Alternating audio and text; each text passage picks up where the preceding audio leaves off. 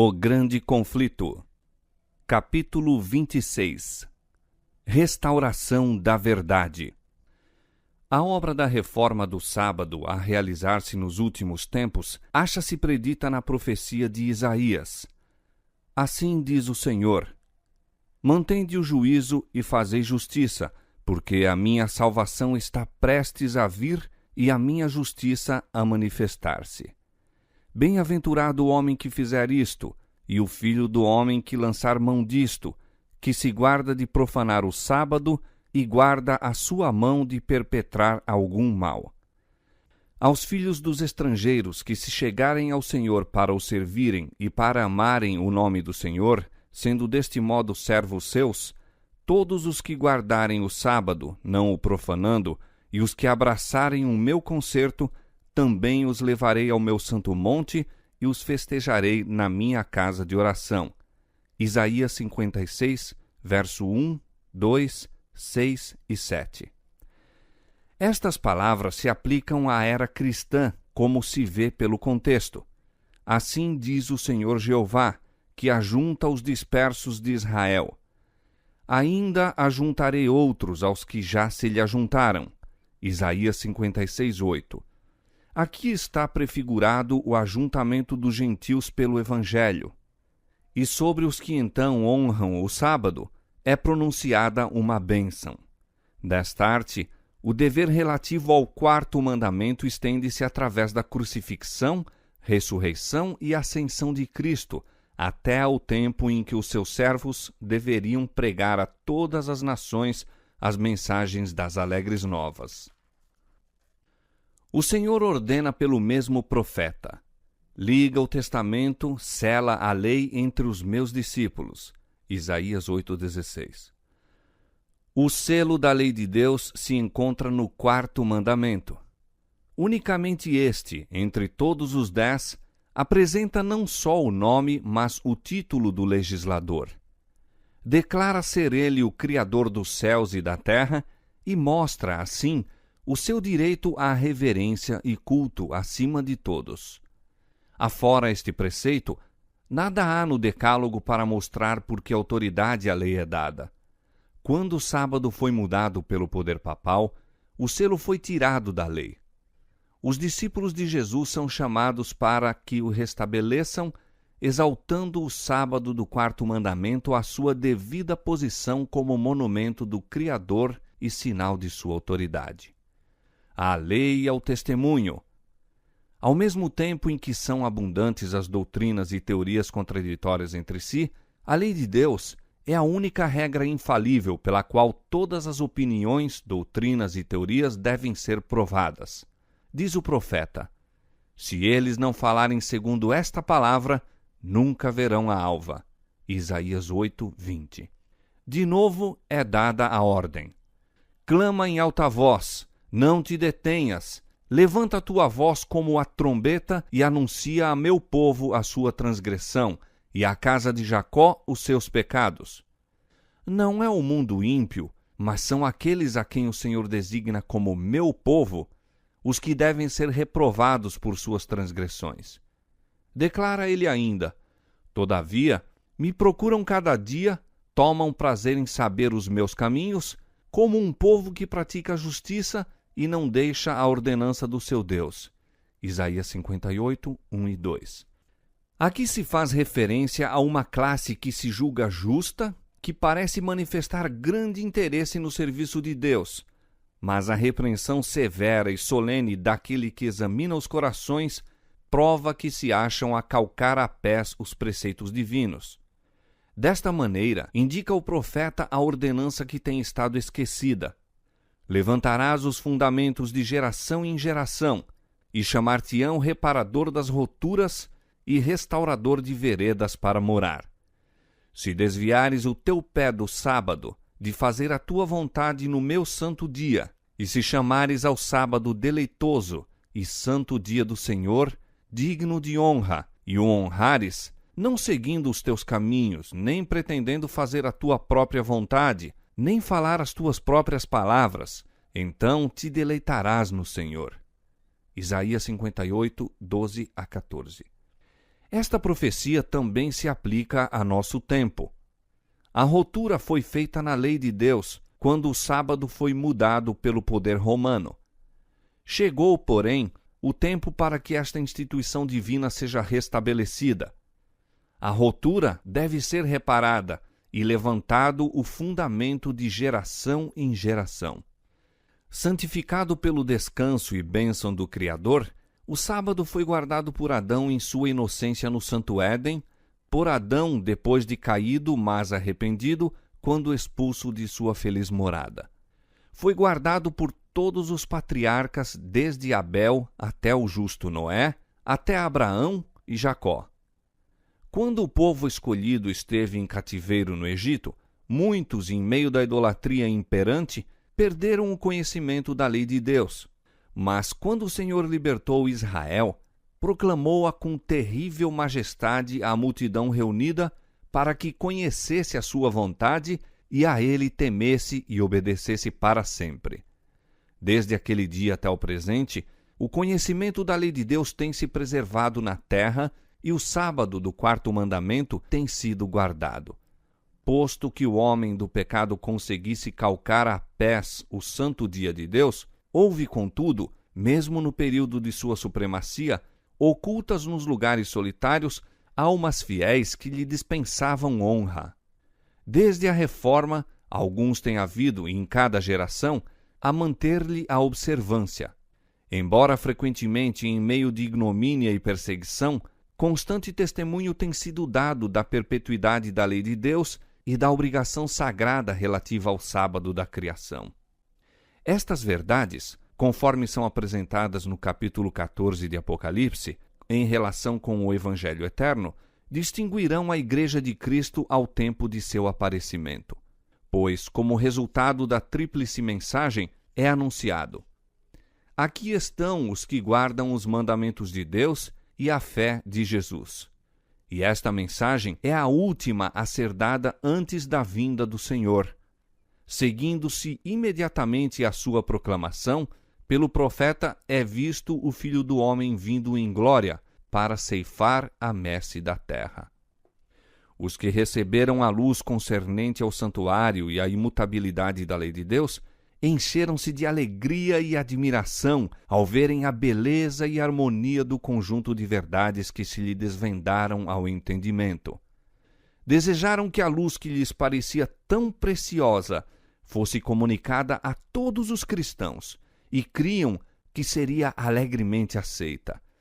Mas as verdades que os poriam em discordância com o mundo não foram bem recebidas por muitos que pretendiam ser seguidores de Cristo. A obediência ao quarto mandamento exigia sacrifício, ante o qual a maioria das pessoas recuava. Ao serem apresentadas as exigências do sábado, muitos raciocinavam do ponto de vista mundano. Diziam: sempre guardamos o domingo, nossos pais o observaram, e muitos homens bons e piedosos morreram felizes enquanto o guardavam. Se tinham razão, também nós a temos. A guarda do sábado do sétimo dia nos poria em desacordo com o mundo, e não teríamos influência alguma sobre ele. Que pode um pequeno grupo, a guardar o sétimo dia, esperar fazer contra todo o mundo que guarda o domingo? Foi com argumentos semelhantes que os judeus se esforçaram para justificar sua rejeição de Cristo. Seus pais tinham sido aceitos por Deus ao apresentarem ofertas de sacrifícios. E por que não poderiam os filhos encontrar salvação continuando com o mesmo modo de agir? Semelhantemente, no tempo de Lutero, raciocinavam os romanistas que cristãos verdadeiros tinham morrido na fé católica e, portanto, essa religião era suficiente para a salvação. Tal raciocínio se mostrava uma barreira eficaz contra todo o progresso na fé ou prática religiosa. Muitos insistiam em que a guarda do domingo tinha sido por muitos séculos uma doutrina estabelecida e generalizado costume da Igreja. Contra este argumento se mostrou que o sábado e sua observância eram mais antigos e generalizados, sendo mesmo tão velhos como o próprio mundo e trazendo a sanção tanto dos anjos como de Deus. quando foram postos os fundamentos da terra, quando as estrelas da alva juntamente cantavam e todos os filhos de Deus rejubilavam, foi então lançado o fundamento do sábado.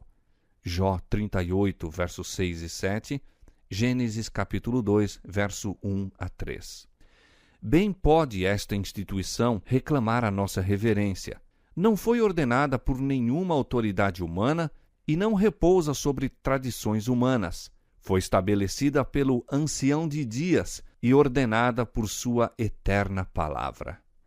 Ao ser a atenção do povo chamada para o assunto da reforma do sábado, ministros populares perverteram a palavra de Deus, interpretando-a de modo a melhor tranquilizar os espíritos inquiridores.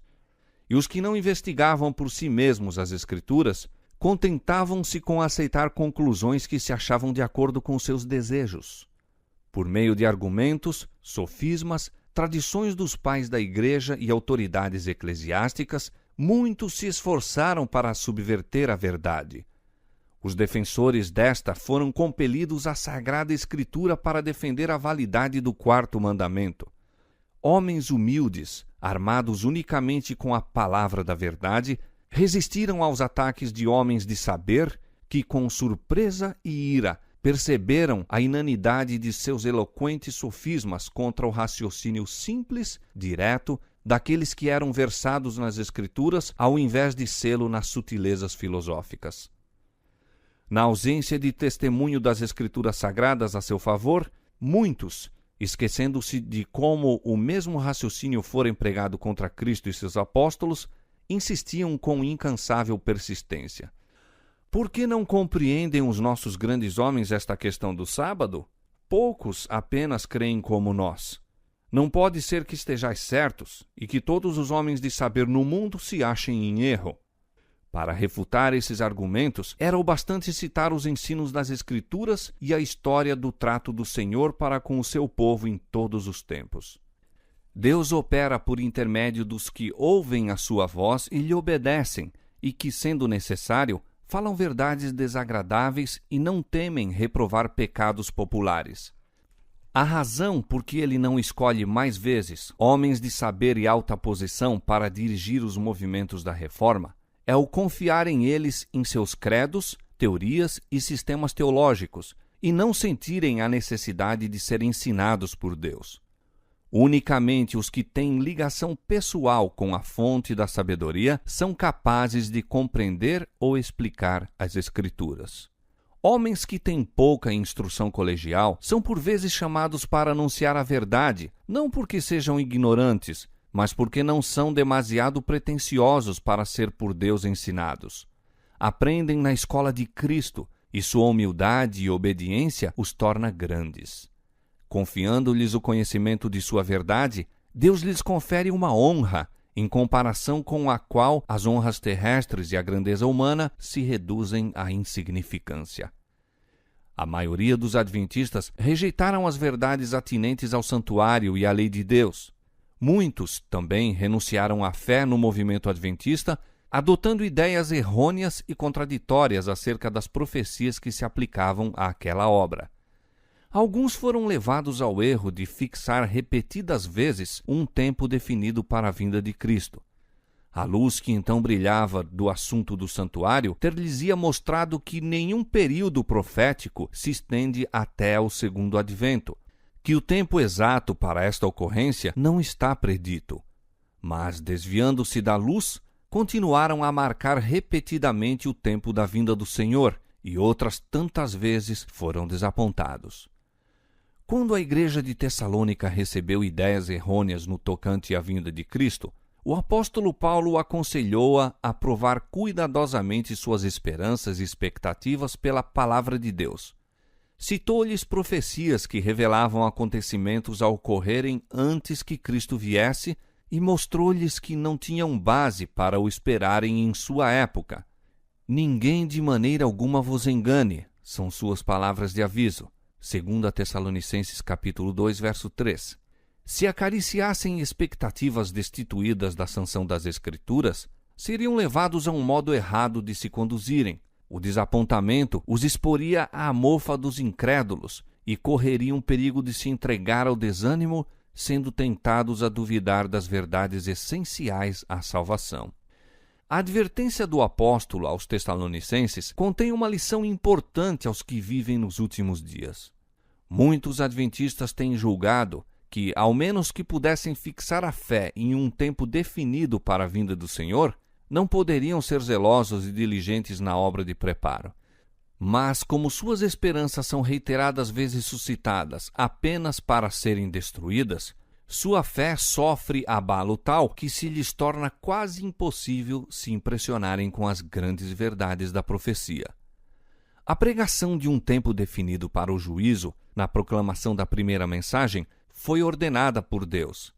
O cômputo dos períodos proféticos nos quais se baseava aquela mensagem, localizando o final dos 2.300 dias no outono de 1844, paira acima de qualquer contestação. Os repetidos esforços por encontrar novas datas para o começo e fim dos períodos proféticos e o raciocínio falaz que era necessário para apoiar este modo de ver, não somente transviaram da verdade presente os espíritos, mas lançaram o opróbrio sobre todos os esforços para se explicarem as profecias. Quanto mais frequentemente se marcar um tempo definido para o segundo advento, e mais amplamente for ele ensinado, tanto mais se satisfazem os propósitos de Satanás. Depois que se passa o tempo, ele provoca o ridículo e o desdém aos seus defensores, lançando assim o opróbrio sobre o grande movimento adventista de 1843 e 1844. Os que persistem neste erro fixarão finalmente uma data para a vinda de Cristo num futuro demasiado longínquo. Serão levados, assim, a descansar em falsa segurança e muitos se desenganarão tarde demais. A história do antigo Israel é um exemplo frisante da passada experiência dos adventistas. Deus guiou seu povo no movimento adventista, assim como guiara os filhos de Israel ao saírem do Egito. No grande desapontamento, fora provada a sua fé, como o foi a dos hebreus no Mar Vermelho. Houvessem ainda confiado na mão guiadora que com eles estivera em sua experiência anterior, e teriam visto a salvação de Deus. Se todos os que trabalharam unidos na obra em 1844 tivessem recebido a mensagem do terceiro anjo, proclamando-a no poder do Espírito Santo, o Senhor teria poderosamente operado por seus esforços. Caudais de luz ter-se-iam derramado sobre o mundo.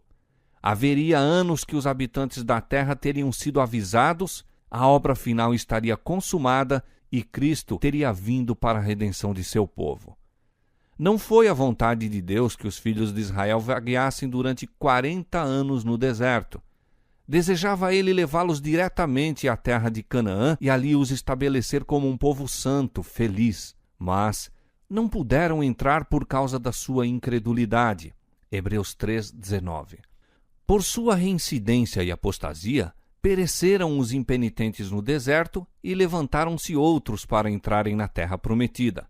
Semelhantemente, não era vontade de Deus que a vinda de Cristo fosse tão demorada e que seu povo permanecesse tantos anos neste mundo de pecado e tristeza.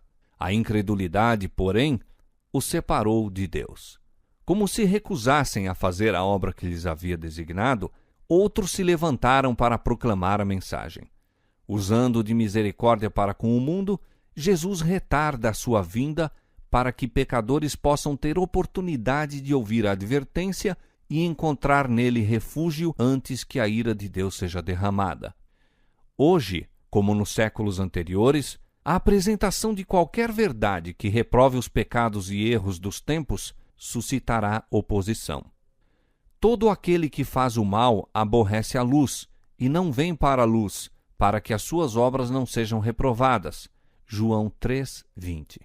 Ao verem os homens que não podem sustentar sua atitude pelas Escrituras, decidir-se-ão muitos a mantê-la a todo transe e, com espírito malévolo, atacam o caráter e intuitos dos que permanecem na defesa da verdade impopular. É o mesmo expediente que tem sido adotado em todos os tempos. Elias foi acusado de ser o perturbador de Israel, Jeremias de traidor, Paulo de profanador do templo. Desde aquele tempo até hoje, os que desejam ser fiéis à verdade têm sido denunciados como sediciosos, hereges ou facciosos. Multidões que são demasiado incrédulas para aceitar a segura palavra da profecia receberão com ilimitada credulidade a acusação contra os que ousam reprovar os pecados em voga. Este espírito aumentará mais e mais. E a Bíblia claramente ensina que se aproxima um tempo em que as leis do Estado se encontrarão em tal conflito com a lei de Deus que quem desejar obedecer a todos os preceitos divinos deverá afrontar o opróbrio e o castigo como malfeitor. Em vista disto, qual é o dever do mensageiro da verdade? Concluirá ele que a verdade não deve ser apresentada, visto que muitas vezes seu único efeito é levar os homens a se evadirem de seus requisitos ou a eles resistir? Não. Ele não tem mais motivos para reter o testemunho da palavra de Deus porque esta levanta oposição do que tiveram os primitivos reformadores. A confissão de fé feita pelos santos e mártires foi registrada para o benefício das gerações que se seguiram. Aqueles vivos exemplos de santidade e firme integridade vieram até nós para infundir coragem nos que hoje são chamados a estar em pé como testemunhas de Deus. Receberam graça e verdade, não para si apenas, mas para que por seu intermédio o conhecimento de Deus pudesse iluminar a terra. Tem Deus proporcionado luz a seus servos nesta geração? Então devem eles deixá-la brilhar ao mundo. Antigamente, o Senhor declarou a alguém que falava em seu nome: A casa de Israel não te quererá dar ouvidos, porque não me querem dar ouvidos. Não obstante, disse ele, tu lhes dirás as minhas palavras, quer ouçam, quer deixem de ouvir. Ezequiel capítulo 3, verso 7 e capítulo 2, verso 7. Ao servo de Deus, no presente, é dirigida esta ordem: Levanta a tua voz como a trombeta e anuncia ao meu povo a sua transgressão e à casa de Jacó os seus pecados. Tanto quanto as oportunidades o permitam, cada um que haja recebido a luz da verdade se encontra sob a mesma responsabilidade solene e terrível em que esteve o profeta de Israel, a quem viera a palavra do Senhor, dizendo: A ti, pois, ó filho do homem, te constituí por atalaia sobre a casa de Israel. Tu, pois, ouvirás a palavra da minha boca e lhe anunciarás da minha parte. Se eu disser ao ímpio: Ó ímpio, certamente morrerás, e tu não falares para desviar o ímpio do seu caminho, morrerá esse ímpio na sua iniquidade, mas o seu sangue eu o demandarei da tua mão. Mas quando tu tiveres falado para desviar o ímpio do seu caminho, para que se converta dele, e ele se não converter do seu caminho, ele morrerá na sua iniquidade, mas tu livraste a tua alma. Ezequiel 33, versos 7 a 9. O grande obstáculo, tanto para a aceitação como para a promulgação da verdade, é o fato de que isto implica incômodo e vitupério. Este é o único argumento contra a verdade que os seus defensores nunca puderam refutar. Mas isto não dissuade os verdadeiros seguidores de Cristo. Estes não esperam que a verdade se torne popular. Estando convictos do dever, aceitam deliberadamente a cruz, contando, juntamente com o apóstolo Paulo, que nossa leve e momentânea tribulação produz para nós um peso eterno de glória muito excelente, tendo como alguém da antiguidade por maiores riquezas o vitupério de Cristo do que os tesouros do Egito. 2 Coríntios 4,17 e Hebreus 11,26. Unicamente os que de coração se fazem servos do mundo, qualquer que seja a sua profissão religiosa, é que agem em matéria de religião por expedientes em vez de princípios. Devemos escolher o direito porque é direito, e com Deus deixar as consequências. A homens de princípio, fé e ousadia, deve o mundo às grandes reformas. Por tais homens tem de ser levada avante a obra de reforma para este tempo. Assim diz o Senhor: Ouvi-me, vós que conheceis a justiça, vós, povo, em cujo coração está a minha lei.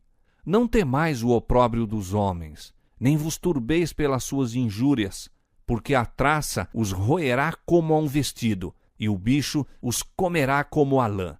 Mas a minha justiça durará para sempre, e a minha salvação de geração em geração. Isaías 51, 7 e 8.